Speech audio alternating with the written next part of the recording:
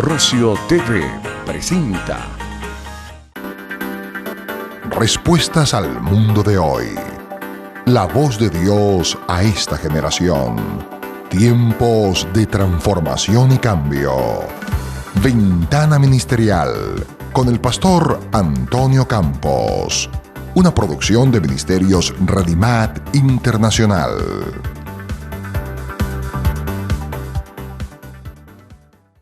Dios les bendiga. Bienvenido a su programa Ventana Ministerial. Les habla el pastor Antonio Campos. Bien, y estamos impartiendo algunos recursos y principios para la iglesia de hoy, o sea, la iglesia del Señor. Es la responsabilidad, o sea, que tenemos nosotros como iglesia en este mundo, porque para eso fuimos establecidos, para nosotros hacer la voluntad del Señor. Y precisamente este programa objeta eso, o sea, iluminar, reflexionar nosotros como iglesia y impartir unos principios de equipamiento al cuerpo de Cristo. Hoy yo te traigo unas reflexiones, te voy a hablar de el orden y legado de la iglesia de Cristo en la tierra. O sea, no te voy a hablar de una denominación, de una federación, no estamos recomendando eso. Estamos recomendando la iglesia de Cristo para las naciones, para las ciudades, para los pueblos, para los caseríos. Estamos recomendando la iglesia de Cristo. El Señor no dijo mi federación, no dijo mi predicador, no dijo mi apóstol, no dijo mi movimiento misionero. El Señor dijo mi iglesia. Sobre esta roca edificaré mi iglesia. Y nosotros estamos tratando de contextualizar la responsabilidad de la iglesia en las naciones. Yo quiero leerte en este momento en las Sagradas Escrituras, en el libro de Salmos, en el capítulo 110, versículo 4, para tomar una base de mi conversación, de mi prédica en este momento. Dice la palabra del Señor así, pon cuidado. Juró Jehová y no se arrepentirá. Tú eres sacerdote para siempre, según el orden de Melquisedec. Esto lo dijo el rey David, inspirado por el Espíritu Santo. O sea, Jesús vino en un orden a la tierra y nosotros tenemos que examinar y tenemos que estudiar estas cosas para poder dar entendimiento a la iglesia de la responsabilidad que nosotros tenemos hoy.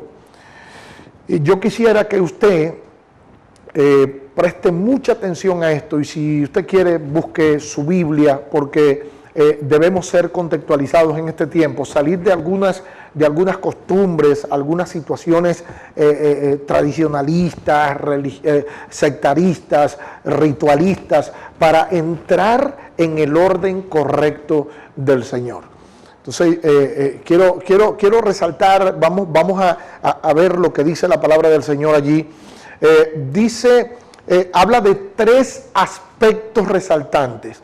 Mira esta resaltante. Dice que Dios juró, o sea, número uno, juramento. O sea, lo que Dios está estableciendo en la tierra es algo serio, porque Dios no jura casi en la Biblia. Usted revisa las páginas de la Biblia y usted no consigue a Dios jurando por nada. Pero aquí Dios juró, o sea que estamos hablando seriamente de estas cosas. Juró Jehová y no se arrepentirá, o sea, Dios no retrocederá, es lo que está diciendo acerca de este juramento. Dice, tú eres sacerdote para siempre según el orden. Y yo le puedo añadir allí, para entender, según el orden dual de Melquisedec. O sea, el orden dual, ¿por qué? Porque Melquisedec era rey primeramente y sacerdote de Salem, sacerdote del Dios Altísimo. Ahora, lo segundo es la palabra orden. Y lo tercero, la palabra perpetuidad. O sea, tú eres sacerdote para siempre.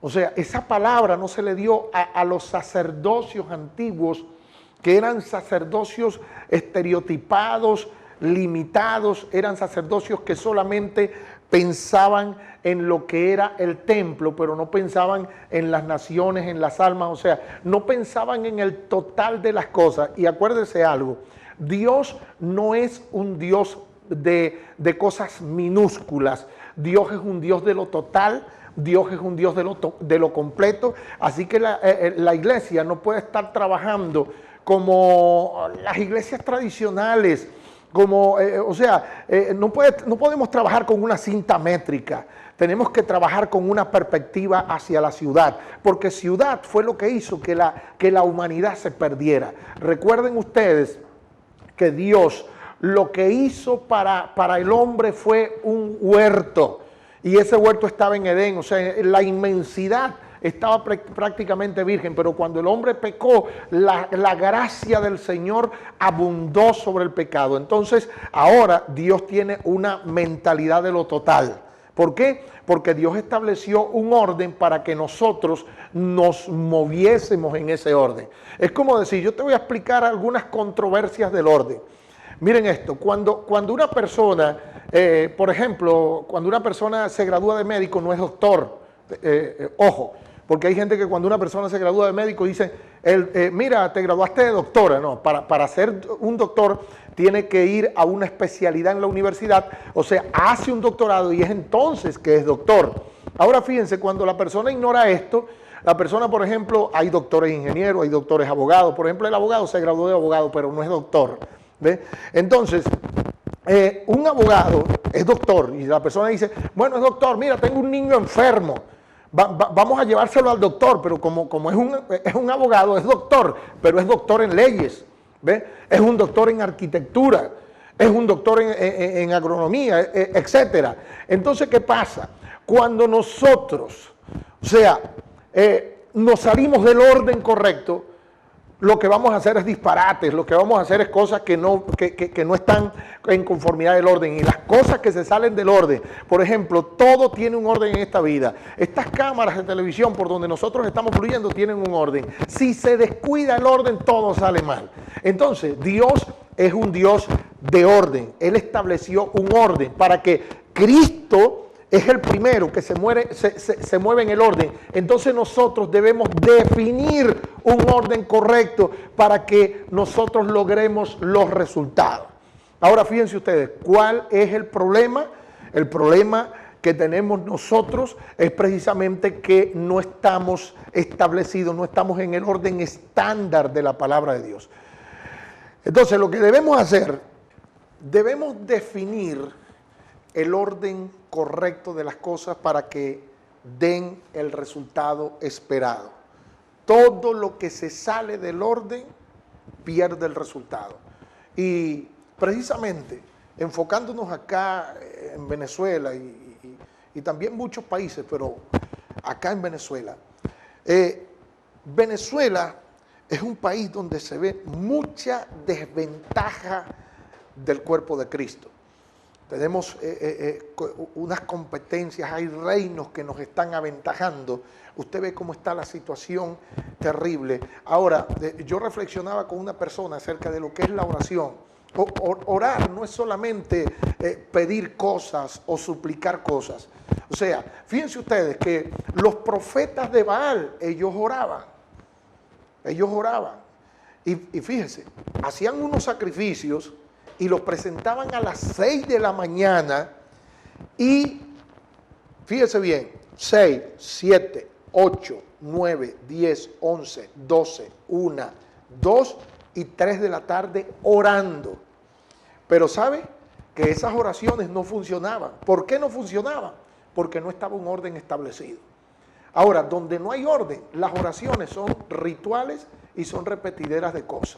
O sea, son frases bonitas sencillamente. O sea, se dicen cosas y se hablan cosas, pero las cosas siguen de mal en peor. Entonces hay que buscar la fuente, o sea, la raíz de la causa. Hay que ir a la raíz del árbol. ¿Qué es lo que está pasando? ¿Por qué no hay respuestas si estamos orando, si las personas oran, si hay vigilias y hay ayunos y hay caminatas y hay tantas cosas? ¿Por qué entonces no están sucediendo las cosas o por qué no se están dando resultados favorables. Cada día la delincuencia aumenta, la ola de la delincuencia, tenemos unas 7 metros de ola de delincuencia terrible, entonces cada día se está incrementando más la cosa. Ahora, ¿qué debemos hacer nosotros? Vamos a contextualizar qué fue lo que hizo Elías. Elías, cuando le tocó en el Monte Carmelo, cuando Elías le tocó matar el sacrificio, ¿sabe lo que hizo él? Estableció un orden. Se ocupó más en el orden que en la oración. Ahora, miren esto. Orar no se limita a pedir cosas. Orar tiene que ser un estilo de vida. Porque cuando usted tiene un orden establecido, un orden por la palabra de Dios, entonces las oraciones, que sean muchas o pocas, van a tener respuestas. Y esto es una reflexión que yo quiero que usted la tenga, pastor que me oyes, iglesia que me oyes, ministerio que me oyes. Oración no es sencillamente pedir cosas. Oración no es asalariar a Dios, que yo oro y tengo que recibir porque ya yo oré. Yo ayuno, tengo que recibir porque yo ya ayuné. Estas son cosas, son estilos de vida. Fíjense lo que habla la Biblia del ayuno. No es el ayuno, no es más bien el ayuno que yo escogí, que compartas tu pan con el hambriento y que albergues al forastero en casa y que ames a tu prójimo. O sea, la Biblia te recomienda el ayuno como un estilo de vida. O sea, si yo ayuno y no vivo la palabra de Dios, si yo vigilo y no vivo la palabra de Dios, entonces estoy haciendo sacrificios y Dios no se agrada del sacrificio. Dios lo que quiere es que nosotros materialicemos lo que Él dice. O sea, fíjense ustedes lo que dice la Biblia, que el verbo se hizo carne, o sea, lo que Dios habló se materializó. Entonces, ¿qué es lo que está diciendo Dios? La palabra del Señor es precisamente para materializarla. Yo quiero dejarte con esta inquietud. No te apartes de nuestra sintonía porque ya regresamos con el orden y el legado de la Iglesia de Cristo en las naciones. Continuamos con tu programa Ventana Ministerial. Estamos hablando del orden y legado de la Iglesia. Quiero compartir un texto aquí en Génesis capítulo 14, versículo 18. Dice la palabra de Dios: entonces Melquisedec, rey de Salem y sacerdote del Dios Altísimo, sacó pan y vino y le bendijo diciendo: bendito sea Abraham del Dios Altísimo, creador de los cielos y de la tierra, y bendito sea el Dios Altísimo que entregó tus enemigos en tu mano. Precisamente cuando nosotros vemos el orden del cual Dios está hablando de un orden de bendición, está hablando de un orden trascendental y de un orden genealógico que comienza precisamente a través de Melquisedec. El Espíritu Santo, escuchen esto, el Espíritu Santo jamás se moverá fuera del orden que Dios ha establecido. Por ejemplo, las personas que pensamos, podríamos decirlo de esa manera, que vamos a mover al Señor de una manera desordenada, jamás lo vamos a mover. O sea, sáquese eso de la cabeza. El Espíritu Santo se mueve en el orden establecido por Dios en su palabra. O sea, usted puede hacer cosas, el nombre de Dios aguanta para todo. Mire, el nombre de Dios, con el nombre de Dios la gente hace una religión, con el nombre de Dios la gente hace un altar de brujerías, con el nombre de Dios se hacen rituales. O sea, papel aguanta todo, como dicen por ahí, y el nombre de Dios usted lo puede utilizar con tantas cosas. Es más, la gente se están matando en el Medio Oriente en el nombre de Dios. ¿Qué le parece? O sea, el nombre de Dios da para todo, pero Dios tiene un orden establecido en su palabra. Y el orden de Dios es un orden donde el Espíritu Santo se va a mover. Y fuera del orden jamás se moverá el Espíritu de Dios. Esto da respuesta a muchas cosas que suceden. Entonces la gente dice, oye, es tremendo, ¿por qué sucedió tal o cual cosa? Porque Dios no hizo. Y esto que oramos, mire, buscamos de Dios, pedimos la oración, hicimos tantas cosas, pero Dios no respondió. Sería que el Señor, bueno, hizo su voluntad o X. No, lo que pasa es que el espíritu, donde no hay orden, el espíritu no se mueve. Yo quiero decirle una cosa, el espíritu de Dios no es un espíritu almático, ¿ves? Porque es espíritu, lo que es espíritu es sobrenatural. O sea, Dios es persona, pero es Dios. Es decir, como un león es león y un ser humano es un ser humano. El león se mueve por instinto, el ser humano es un ser racional, pero Dios es Dios y Dios es espíritu y Él habla como espíritu. De manera que el Espíritu Santo no es almático, aunque Él se contrita, pero no es almático. No se va a mover porque, bueno, me da lástima, voy a hacer tal cosa por lástima. Señores, la lástima es propiedad privada del humanismo. La misericordia es propiedad privada de Dios y la misericordia se mueve precisamente en un orden. Por eso era que David oraba y oraba y oraba. O sea, no es que me voy a poner ahí a dar lástima, no, yo voy a clamar y yo voy a tocar el corazón de Dios en humillación, clamando a Él y buscando una palabra que mueva a Dios a restaurarme, a sanar mi tierra. Pero no es una cuestión de que Dios le da lástima. No, Señor, oye, ponernos ahí delante de Dios para que Dios le dé lástima con nosotros. No, acuérdense que Dios, Dios tampoco es una especie. Dios es soberano, Señor de todas las cosas. O sea, Dios cubre, Dios llena toda la tierra.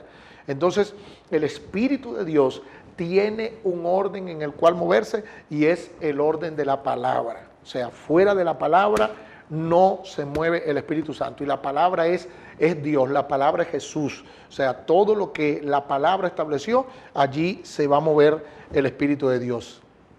Ahora, miren ustedes esto. El Eterno no envió a Jesús para hacer capillas o templos religiosos. Ojo, no mandó a Jesús a este mundo para hacer capillas o templos religiosos, o para hacer altares de cemento, o altares de porcelana, o altares de madera. No, no, no. El Señor envió a Jesús, fue para que un reino, o el reino por excelencia, fuese establecido en la tierra. Para eso vino Jesucristo, para que el reino de Dios fuese establecido en las naciones. Ahora, la ambición de Dios es gobierno, no es un ritual. No es una cantidad de gente, aunque a Dios lo alabamos, lo aplaudimos. Oye, aplaudimos a Dios en las iglesias, pero miren esto, Dios no vino para que nosotros estuviésemos metidos en un templo cantando y aplaudiendo solamente, aunque involucra aplausos, involucra alabanza a Dios, expresiones de labios de grandeza, involucra a Dios. Pero señores, ese no es el objetivo central. Dios hay que alabarlo. ¿Por qué? Porque merece alabanza, pero ese no es el objetivo central. Él vino con una ambición, y la palabra ambición en este caso no es mala, porque Dios vino con una ambición. ¿Sabe lo que dice la Biblia de Dios? Para nuestro entendimiento humano, aunque ser el Dios es más que ser un rey de reyes, pero la Biblia dice que Dios es rey de reyes, y no hay alguien que sea más ambicioso que un rey de reyes, porque un rey de reyes es un señor de imperios. Y precisamente Dios vino con una ambición a este mundo. Dios hizo este mundo impulsado por una ambición higiénica, una ambición sana. Él quiere gobernar a las naciones. Y precisamente hubo hombres, por ejemplo, John Wesley, George Whitefield, fueron hombres que entendieron el reino de Dios, que ellos deseaban tener vida eterna en la tierra para seguir estableciendo el reino de Dios y predicando y convirtiendo naciones para Jesucristo. Y precisamente eso es lo que quiere el Señor que nosotros entendamos. El Señor no vino para establecer una religión o para establecer templos. El Señor vino precisamente en Jesús para establecer un reino. Entonces, alabar a Dios es celebrarlo. El propósito central es que el gobierno y su modelo se materialice en las personas. Ahora, ¿cómo se va a materializar el gobierno en las personas? Hay dinámicas que nosotros debemos tomar en cuenta. Jesús iba por todos los lugares y penetraba a las casas, a las aldeas, a los hogares. Jesús salvando y transformando vidas. La iglesia tiene que tener, o sea, cuando nosotros tenemos actitud de reino, nosotros vamos a ir a la invasión, porque los reyes se vuelven locos por conquistar. Entonces, cuando usted tiene actitud y tiene identidad de reino, de lo que dice, como lo dice la Escritura, usted está loco, o sea, hablando en estos términos, por usted conquistar familias, llevar el evangelio a las casas. Usted sabe dónde está la perdición. La perdición está en las casas. Porque un niño va al colegio mediodía, pero la mayor parte del tiempo la pasa en su casa. Nosotros hemos visitado hogares donde los niños, por ejemplo, visitamos un hogar, no es que seamos homofóbicos, pero el enemigo ha venido a robar, le ha robado la hombría a muchos hombres y le ha robado la feminidad a muchas mujeres. Y precisamente esto lo ha hecho un reino, el reino de las tinieblas, porque los reinos espirituales, ellos se materializan en el mundo físico, en el mundo natural. Cuando usted ve un borracho, ese borracho en la calle que es mendigo y que no le da vergüenza nada y que anda desnudo, ese borracho está afectado por fuerzas invisibles que usted no las conoce. O sea, y cuando usted ve una persona que antes era borracho, era un delincuente, era un sádico, era un ladrón, era un atracador, y ahora usted lo ve bien arregladito, usted lo ve que va para la iglesia, usted lo ve que se congrega, una persona amable y respetuosa, también hay una fuerza invisible que está operando en él. ¿Cuál es esa fuerza invisible? Es la fuerza, es el poder del Espíritu Santo que ha venido a su vida, lo ha transformado. Esa persona ha abierto las puertas a Jesús, se ha relacionado bien y el Señor ha transformado su vida. Entonces, ¿qué sucede? La iglesia existe para eso. O sea, no debe ser una invasión a cuentagota, que nos ganamos una persona y ya estamos conformes que ya nos ganamos una persona. No, tenemos que predicar y ganarnos vidas para Jesús, entrar a las casas, iglesia, entrar a los hogares, ir a los hospitales, a los lugares donde hay personas que están siendo atormentadas por el infierno. Mire, el infierno, la gente habla del infierno, bueno, y se habla que el infierno es algo como una mitología, como algo para meterle miedo a los niños o para meterle miedo a algunas personas ignorantes. Pero yo quiero decirle algo.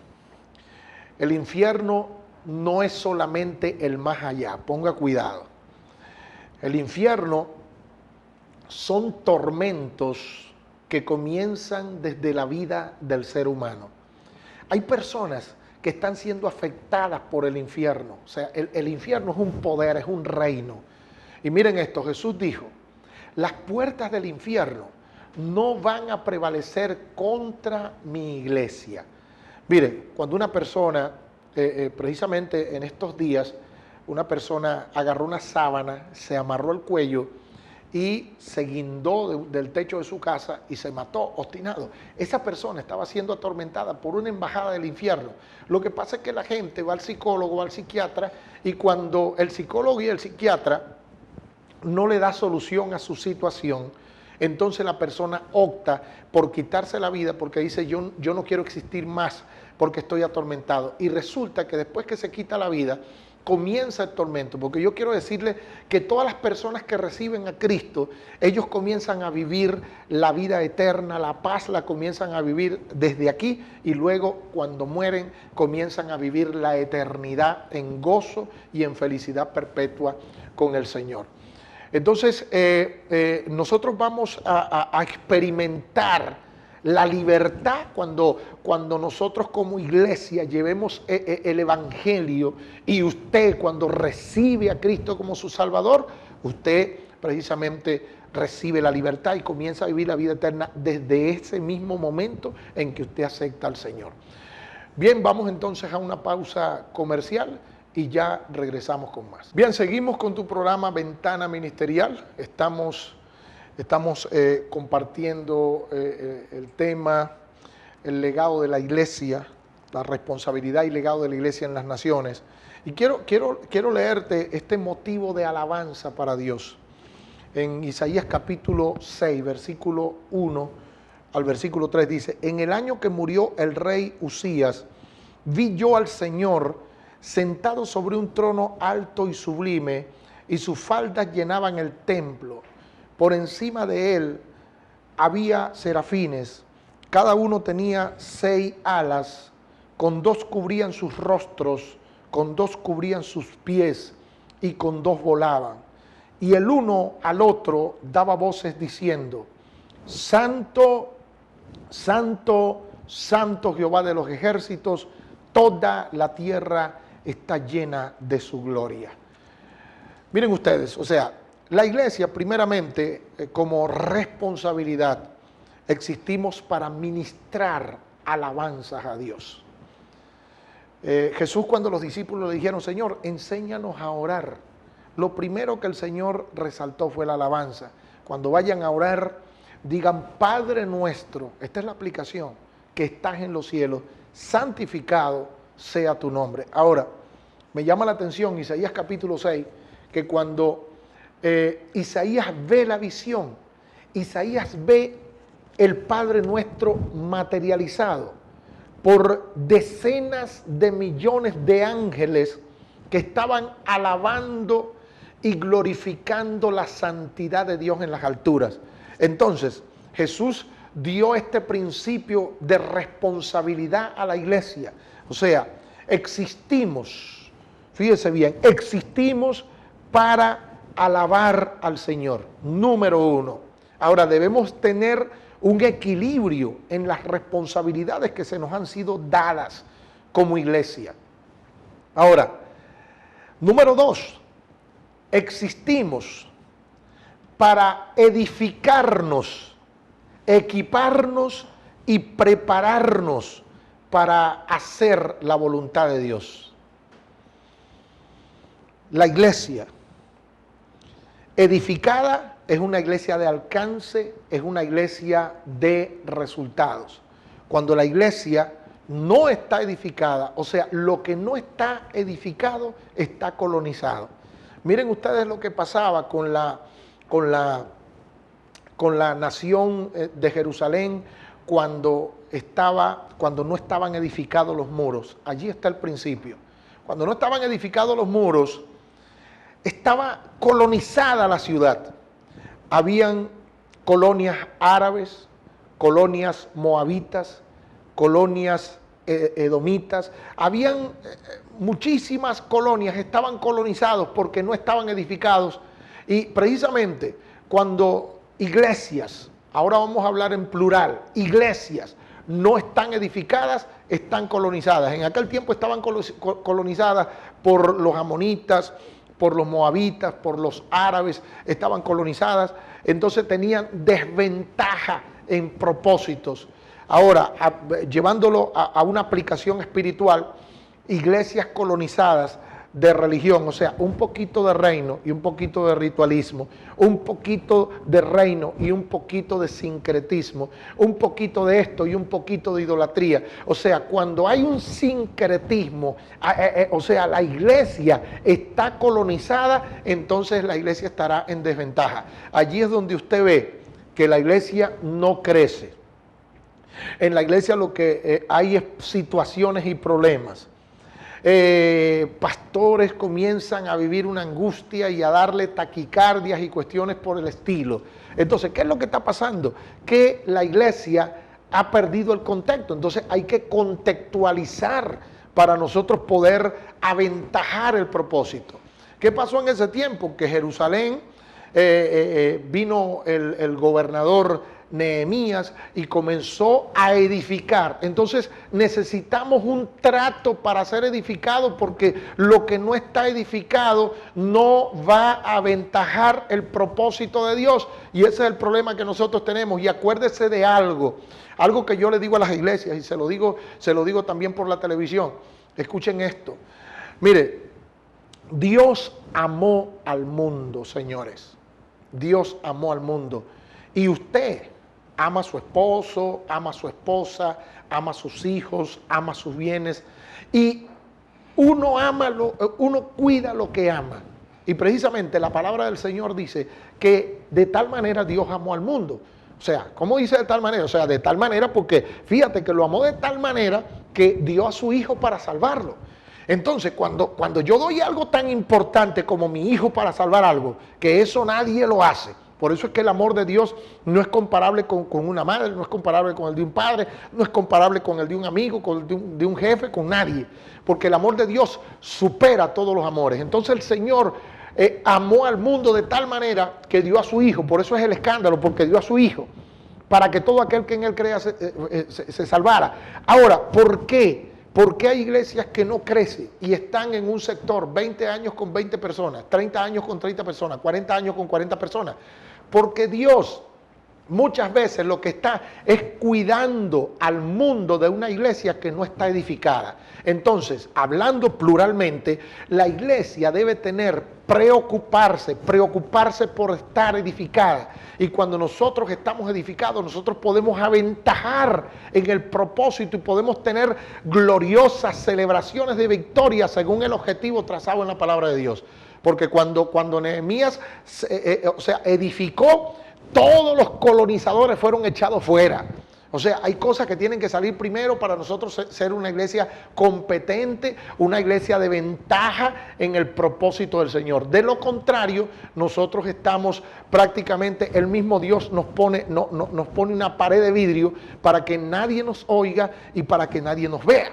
Entonces es importante que nosotros reflexionemos en cuestión. Nosotros abordemos los principios, o sea, edifiquemos nuestra gente, porque puede hacer de que esa iglesia que no crece, entonces Dios dice esto, a la imaginación por ciento, o parafraseando esto, Dios dice, bueno, si yo entrego este mundo que está perdido en una iglesia que no está edificada, lo va a perder más. Entonces, edifique sus líderes, edifique su gente, porque si no, la gente se va a perder más cuando vaya a esa iglesia. Por ejemplo, una iglesia de avivamiento es una iglesia que tiene personas para atender niños que son hijos del divorcio, para atender personas con situaciones y problemas mentales, para atender mujeres traumadas, para atender ancianitos que necesitan ser lavados del cuerpo. La iglesia existe para ministrar el amor de Dios en las naciones. Y si usted no tiene esa gente preparada en la iglesia, pues jamás Dios va a añadir gente allí, porque si los añade, no van a ser tomados en cuenta. Entonces, mejor el Señor se lleva 40 que con esos 40 perder 80. Se queda entonces allí. Pero cuando usted tiene la capacidad, entonces usted puede aventajar en el propósito del Señor. Edifiquemos entonces primero, preparemos un cuerpo de líderes. Por ejemplo, nosotros en Redima estamos, visita nuestra página para que puedas informarte bien. Nosotros estamos preparando líderes porque entendemos que una iglesia que no está edificada no aventaja en el propósito de Dios. O sea, la iglesia tiene registro jurídico, la iglesia está registrada como una asociación civil, pero como iglesia no está contextualizada y necesitamos buscar el orden de Dios más que el orden jurídico. O sea, ya tenemos el orden jurídico, ya nos aprobó el Estado, ya estamos en justicia y culto, pero no estamos en el contexto, no estamos en el orden de Dios. Entonces, hay que comenzar por donde se debe comenzar. Buscar primero el orden de Dios y entonces las demás cosas vendrán por añadidura, por otras diligencias. Entonces, lo tercero, o sea, primero una iglesia que alaba al Señor, que glorifica al Señor, que lo exalta, que lo engrandece. Segundo, una iglesia edificada. Y número tres, una iglesia que le ministra al mundo. ¿Por qué? Porque el mundo fue lo que Dios amó. Por el mundo fue que Jesús murió. Y al mundo fue a quien vino a convencer el Espíritu Santo.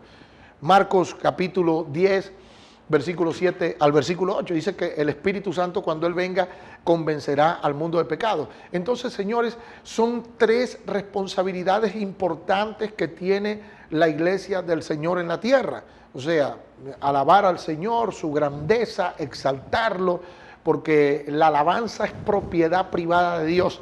La alabanza no es para los hombres fueron creados para alabar. Lo que pasa es que cuando el hombre es alabado, el hombre se daña. Usted ve que ha pasado en historias políticas de las naciones que cuando usted alaba a una persona demasiado, el hombre termina corrompiéndose, porque el hombre no fue hecho para ser alabado. Y cuando el hombre es alabado, la alabanza viene de parte de Dios. O sea, de esa manera el hombre no se corroe. Cuando la alabanza es sana, cuando la alabanza viene de parte de Dios, el hombre la asume bien. Entonces, la iglesia debe ser edificada y la iglesia debe prepararse para ministrarle al mundo. Y en cuarto lugar, la iglesia fue establecida para enfrentar el reino de las tinieblas. Atención, señores, con este cuarto ítem. La iglesia fue puesta en la tierra para enfrentar los poderes del mal. O sea, la policía trata con seres humanos malos. El ejército trata con seres humanos malos, ¿verdad? Y todos los uniformes de autoridad en las naciones tratan con seres humanos malos. Pero ¿sabe una cosa? Los seres humanos malos son las ramas del árbol de la maldad de las tinieblas. O sea, los policías, los cuerpos técnicos policiales, la inteligencia policial, el ejército, fue establecido para tratar con fuerzas físicas, pero la iglesia es el poder militar de Dios para enfrentar las fuerzas del mal. ¿Sabe usted que si usted quiere eliminar un árbol que siempre está echando ramas, usted cuando lo deja de podar y usted se va a la raíz porque usted lo quiere eliminar, usted tira el hacha a la raíz, el árbol se seca y ya no da más ramas? Entonces, la raíz de la causa de la delincuencia, de la prostitución, de la perversión, la rebeldía, de la ruina, de la miseria que están viviendo las naciones, la raíz de la causa es precisamente los poderes de las tinieblas que están activando maldiciones en las naciones, y usted lo que ve es desolamiento, destrucción, terrores, temores.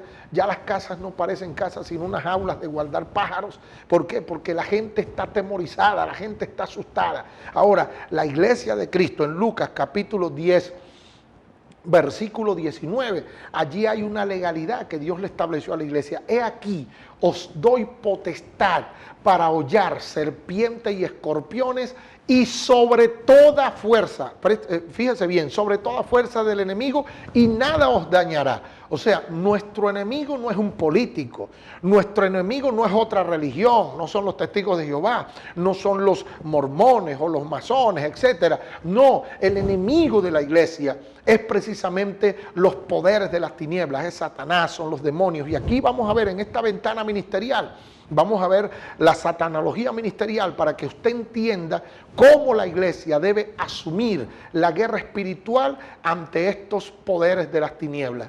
Así que más adelante nosotros vamos a estar enfocando esto. Entonces fíjense ustedes, si se pierde el orden correcto, la iglesia estará en un estado cuadripléjico, estancada, y los reinos aventajarán, o sea, los reinos van a tener ventaja, ¿verdad? En sus maldades sin ser estorbados. O sea, cuando la iglesia pierde el contexto, entonces aventajan los reinos. Yo digo una cosa, yo me atrevo a decir esto: cuando en una nación el pecado se incrementa y la situación del mal, ¿verdad?, se entrona, la iglesia anda mal. En Perú pasó así, cuando la iglesia comenzó a buscar a Dios, entonces se acabaron los problemas de Tupamaro. Mire, cayó Sendero Luminoso preso, toda esa gente que estaban podridos cayeron presos y la nación fue libre porque la iglesia asumió la libertad de la nación. Señores, hemos llegado a la conclusión del programa. Yo quiero invitarte a que nos estés escribiendo a los números, ¿verdad?, que han estado apareciendo en pantalla para que estemos orando por ti. Te he dicho que no es un cliché, un graffiti cuando te decimos que vamos a orar por ti, es una realidad. Tenemos el movimiento de intercesión, tenemos la red mundial de intercesión y cuando tú escribes allí, nuestros intercesores estarán orando por ti. Entonces, te esperamos en el próximo programa, esperamos de que nos sigas acompañando en estos principios y enseñanzas de Ventana Ministerial. Que Dios te bendiga y hasta otra oportunidad.